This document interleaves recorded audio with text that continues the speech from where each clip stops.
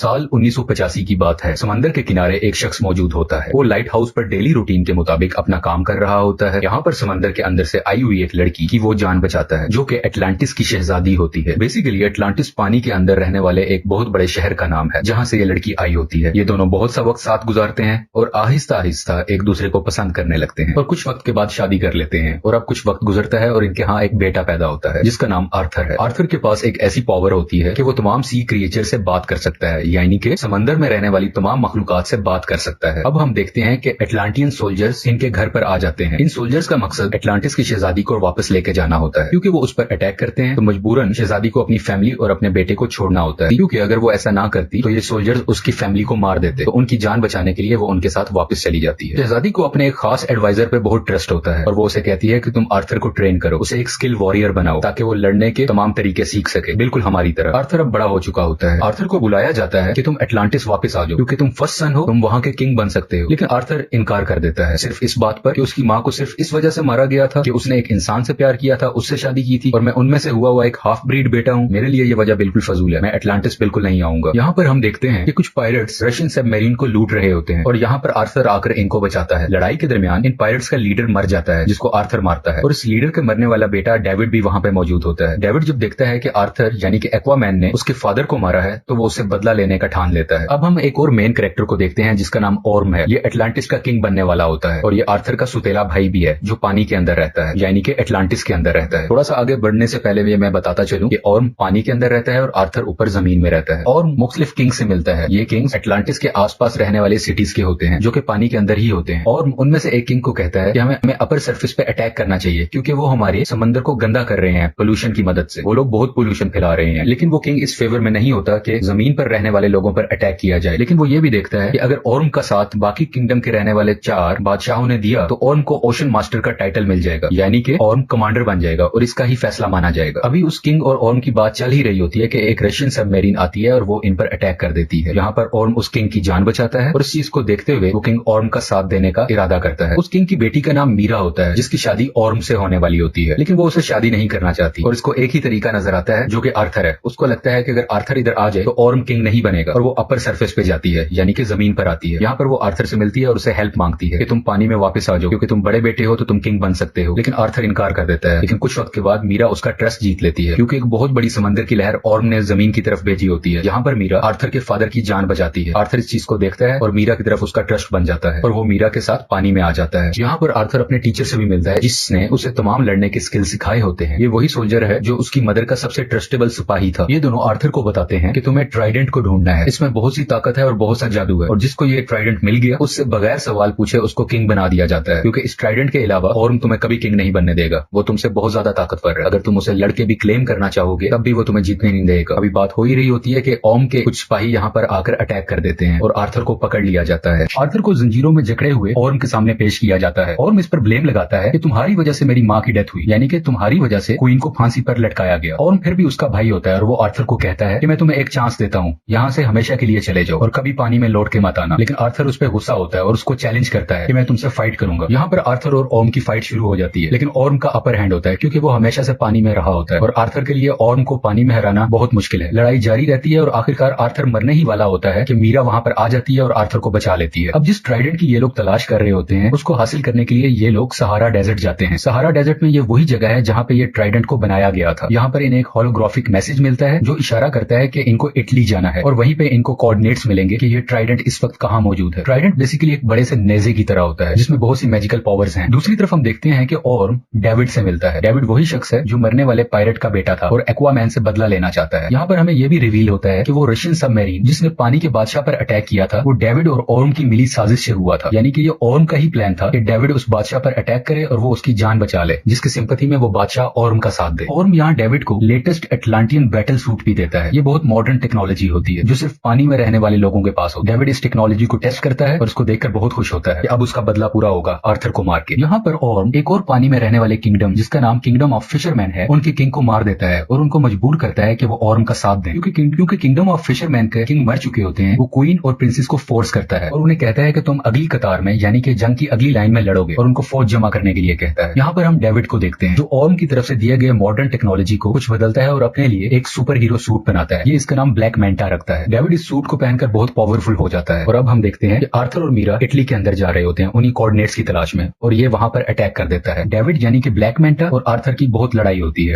Bill आखिर Arthur David को पहाड़ से नीचे फेंक देता है, लेकिन इस लड़ाई के दरमियान आर्थर बहुत जख्मी हो चुका होता है। मीरा आर्थर के जख्मों को ठीक करती है और उसका हौसला बढ़ाती है। वो उसको कहती है कि तुम्हें किंग बनना है और तुम इतने कमजोर नहीं हो सकते, तुम्हें करेज दिखानी होगी एक किंग की तरह। और अब वो ट्राइडेंट की तलाश में निकल पड़ते हैं। सफर के दरमियान ये लोग डिफरेंट मॉन्स्टर्स का सामना करते हैं और इनसे बचते बचाते बहुत मुश्किल से अर्थ के दरमियान वाले हिस्से में पहुंच जाते हैं, यानी ये पूरी अर्थ का सेंटर है। यहाँ पर वो पहली बार अपनी माँ को देखते हैं, यानी कि क्वीन एटलाना, जिसने खुद की कुर्बानी दे दी होती है इस ट्रेंच में आके, क्योंकि इस ट्रेंच में आने का मतलब है मौत, फांसी। लेकिन क्वीन एटलाना भी बच चुकी होती है, उसको कुछ नहीं हुआ होता और वो काफी अरसे से यहीं पे सर्वाइव कर रही है। और अब आर्थर और मीरा भी यहाँ पे मौजूद हो जाते हैं। ये तीनों आपस में मिलते हैं और ये एक इमोशनल सीन है। अब ये ट्राइडेंट के बहुत करीब है, लेकिन आर्थर यहाँ से अकेला ही आगे जा सकता है। मीरा या उसकी माँ उसका साथ नहीं दे सकते। आर्थर आगे बढ़ता है ट्राइडेंट की तलाश में। इसको वो एंशिएंट ट्राइडेंट मिल जाता है, लेकिन जब वो उसको हासिल करने जा रहा होता है तो इस पे लिविएथन अटैक कर देता है। बेसिकली लिविएथन इस ट्राइडेंट का कीपर होता है, यानी कि इस ट्राइडेंट की हिफाजत करता है। लिवाइथियन ड्रैगन और सांप की तरह होता है, ये बहुत बड़ा होता है और वो उसे ये भी कहता है यहाँ से जो भी हासिल करने आया था वो वर्दी नहीं था और उन सबको मैंने मार दिया। जैसा कि हमने शुरू में जाना था कि आर्थर समंदरी मखलूक से बात कर सकता था, तो ये उससे बात करता है। तो ये ड्रैगन और सांप जैसी मखलूक इसको कहती है क्या तुम मुझे सुन सकते हो? आज से पहले किसी ने मुझे नहीं सुनी। आर्थर उसे अपनी वर्थ बताता है और क्लेम करता है कि ये ट्राइडेंट का हकदार मैं हूँ और मैं वर्दी हूँ कि 7 सीज पर मेरी हुकूमत होनी चाहिए। बिल आखिर लेवाइथियन उसकी बात मान लेता है और आर्थर उस ट्राइडेंट को हासिल कर लेता है। ये ट्राइडेंट हासिल करने के बाद आर्थर की पावर्स बहुत ज्यादा बढ़ जाती है और उसका कॉस्ट्यूम भी चेंज हो जाता है। समंदर के अंदर रहने वाले तमाम किंगडम्स ओर्म का साथ दे रहे होते हैं। इसी वजह से ओर्म खुद को ओशन मास्टर का टाइटल दे देता है, यानी कि अब इसके डिसीजंस चलेंगे। यहाँ पर ओर्म का साथ देने वाले किंगडम्स को पता चलता है कि आर्थर ने ट्राइडेंट हासिल कर लिया है और रूल और कानून के मुताबिक जिसके पास ट्राइडेंट होगा वही असली किंग होगा, वही ओशन मास्टर होगा, उससे कोई सवाल नहीं पूछा जाएगा। इनको कंफर्मेशन मिलती है कि ट्राइडेंट अब आर्थर के पास है, लेकिन ओर्म को गुस्सा आता है और वो कहता है कि ट्राइडेंट हासिल करने से कुछ नहीं होता। जो सबसे ज्यादा बहादुर होगा, जिसके पास ज्यादा स्किल्स होंगे, वही ओशन मास्टर होगा, वही सब किंगडम्स पर हुकूमत करेगा। यहाँ पर एक बार फिर से आर्थर और ओर्म की लड़ाई होती है, जो एक सबमरीन के ऊपर हो रही होती है। आर्थर ओर्म को इस लड़ाई में हरा देता है, लेकिन वो इसको जान से नहीं मारता और इसको जिंदा छोड़ देता है। और यहाँ पर क्वीन एटलाना भी सामने आ जाती है। वो जब देखता है कि आर्थर ने उसकी मदर की जान बचाई है, वो अपनी किस्मत को मान लेता है और हार मान के खुद की गिरफ्तारी दे देता है और एटलांटिस के सोल्जर इसको पकड़ कर ले जाते हैं और मूवी यहाँ पे खत्म हो जाए। अगर आपको एक्वामैन फिल्म की एक्सप्लेनेशन पसंद आए तो प्लीज लाइक और सब्सक्राइब करें और अपनी फीडबैक कमेंट सेक्शन में बताइए। Thank you for watching.